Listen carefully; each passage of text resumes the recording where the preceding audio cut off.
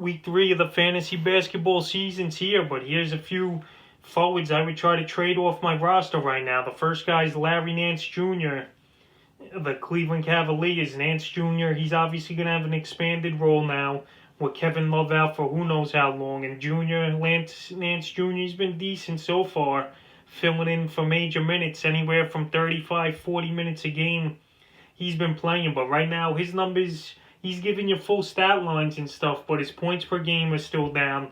Love, he's eventually going to come back, and right now, this is the highest I think Larrynce's value is going to be, so I would sell him off. He's hurting you in field goal percentage, and he's not scoring the basketball that much, like I said, so right now, he's probably a guy I would sell, and you could package him with someone else in a 2-for-1 deal and try to get a better player in there, because since Nance has stepped into the starting lineup, his stats haven't been that great this season. 8.3 points, 7 boards, which is good, 5 assists. He's not giving you a block. The steals are good at 2.6, a 3 a game, but only 42% from the field. So Larrynce, he gives you a little bit of everything, but he's not great at one thing. And his points are low. His shooting percentage, like I said, is low, and he's not giving you 3-pointers. So he's a player, though, I would sell. He's ranked number 50th right now in fantasy leagues. But Kevin Love, he'll be back sooner than later. And I would sell Nance here. The next player I would sell is Mikal Bridges of the Phoenix Suns.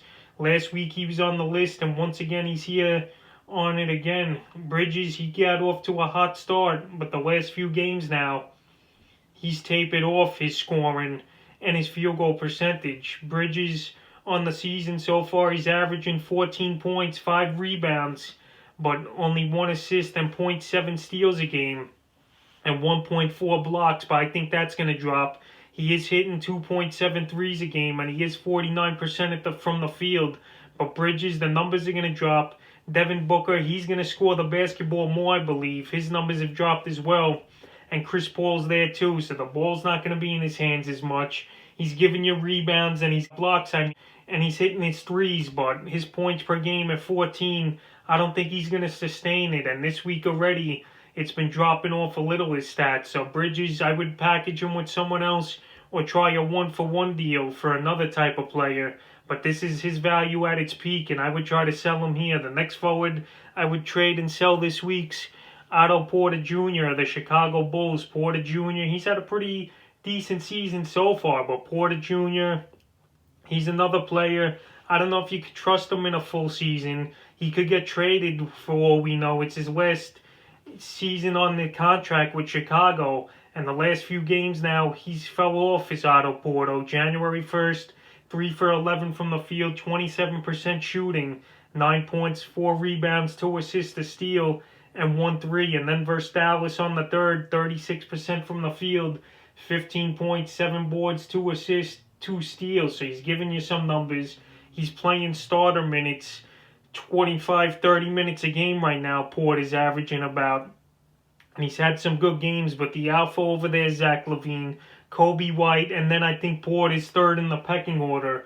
And I think his number's going to fall off in the next couple weeks here, especially if Lauri Markkanen comes back and gets things going. So right now is the time to sell off Porter. The next forward I would sell is OG Anunoby of the Toronto Raptors. He was a highly drafted player in fantasy leagues for a guy who really hasn't proved much in his career, and so far this season his stats are pretty decent. 11.7 points a game, 5.7 rebounds, 1.8 assists, and he's giving you 2 steals a game with a 3.5 a game, but only 41% from the field. So OG, I think his value is pretty high right now, and he's definitely a player you could add on to another player and do a 2-for-1 deal.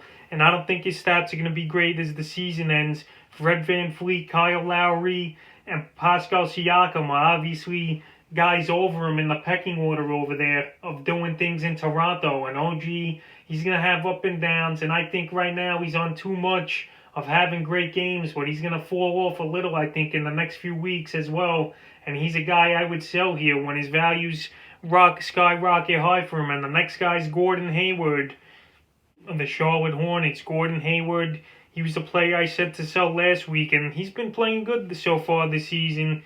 I'm not going to lie, but I don't think he's going to be the main man over there like people think. Right now, he's at 18 points a game, 5.5 rebounds, 4.7 assists and 1.6 steals with a 3.5 a game with 46% shooting for Gordon Hayward. So his stats are good.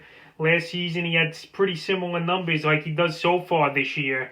But I think he's going to get injured, or the younger guys are going to play as the season goes on here. And Gordon Hayward, I don't think he's 100% from that ankle injury still. It takes years to recover. Even though he's putting numbers up, it's always something that pops up with him. And early in the year, he had a hand injury, but luckily he didn't miss any games with it. But Gordon Hayward, I would sell him right now and try to get a guy with a better track record and who's been healthier over his career. So that's a few forwards I would try to trade and sell this week in week 3 of fantasy basketball.